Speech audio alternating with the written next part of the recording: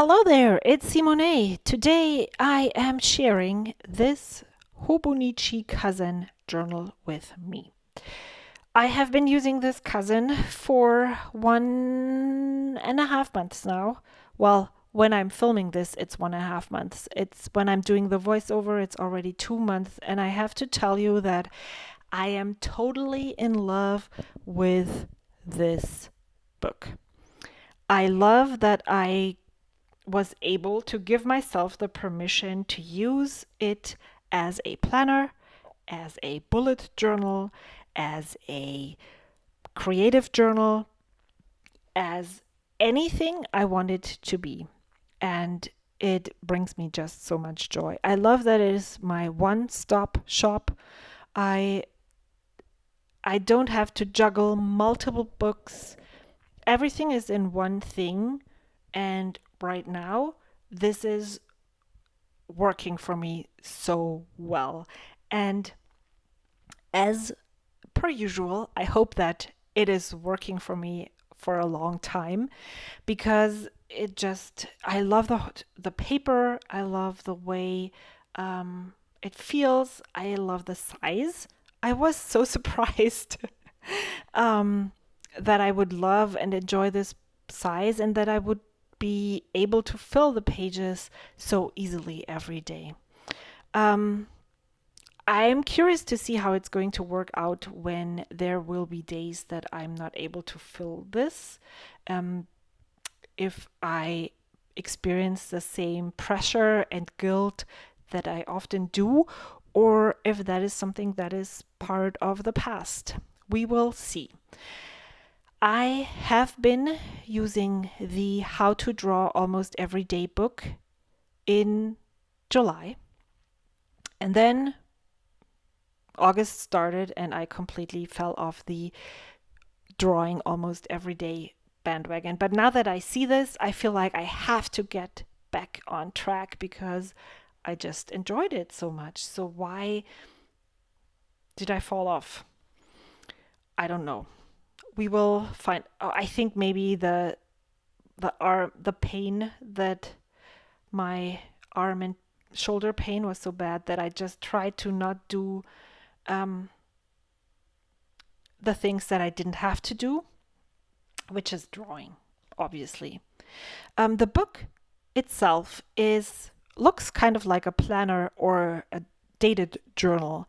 It is dated from January 1st all the way through December 31st, and it has one drawing for every day, for almost every day. And most of the time, the drawings are there in step by step. And it's just the best. They're easy, they're approachable. You can just follow each and every step, and if you do what is on the page, you will always yield a good result. My kimonos down here are not in proportion. This is one of the rare days where it is not a step-by-step instruction. And instead of just omitting it and saying, oh no, it's too hard, I decided I'm just going to try and see how it turns out. Because if I don't practice and try, I will never find out if I'm able to draw something like that. On Instagram, that particular day,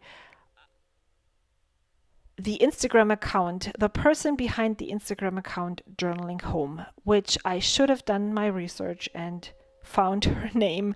I'm so sorry if you're watching this. I will add it as a title in here.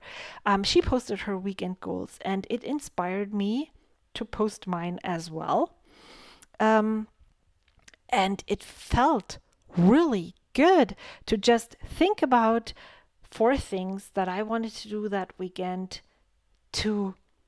Most of them were things that were on my heart, on my mind, and to put them into words. And so that's what I did. I posted them to my Instagram stories, and then I decided to write them down here because it felt right. I used my watercolor to write the weekend goals title, and then I also created numbers with my watercolors, a white pen, and my fountain pen. I'm unfortunately I don't have a close up. Maybe I took a picture that I can add right here. Yep. So I just drew circles with my watercolors, and then I added the numbers with white, and then I added gray dots with my fountain pen. And that's a super easy way to make pretty numbers without using stamps, stickers, or anything. It's probably stuff that you have on hand. You don't even have to use a white pen. You can use any kind of pen. I think colored pencils would look cool too, like maybe a darker blue. This is stuff that most people should have at home, and you can achieve such a great effect using simple things like that. So, what was I talking about? Yes, about the weekend goals thing. It felt like I validated my goals, and like when I achieved them, then I would feel contentment. Does that make sense? I just it just felt different than usual when I'm just sitting there, or when it wasn't even anything different. Usually on the weekends I journal. Usually on the weekends I watch TV. Usually on the weekends I knit or crochet or whatever else. But just sitting there having those goals and then working towards them, and not having on there cleaning the bathroom or stuff, but working towards goals that are for my own enjoyment, just felt really great. So if you haven't done that yet, maybe that's something you could do too on a weekend and see how it feels.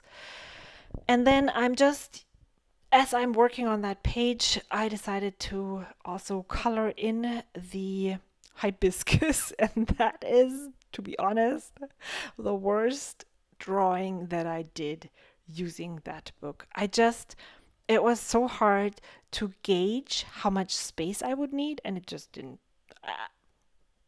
really turn out the way I intended it to turn out. But surprisingly, it still looked good when I colored it in. So I call that a win. I hope you are doing well. This is obviously the end of the video, and I hope to see you soon next time. Bye!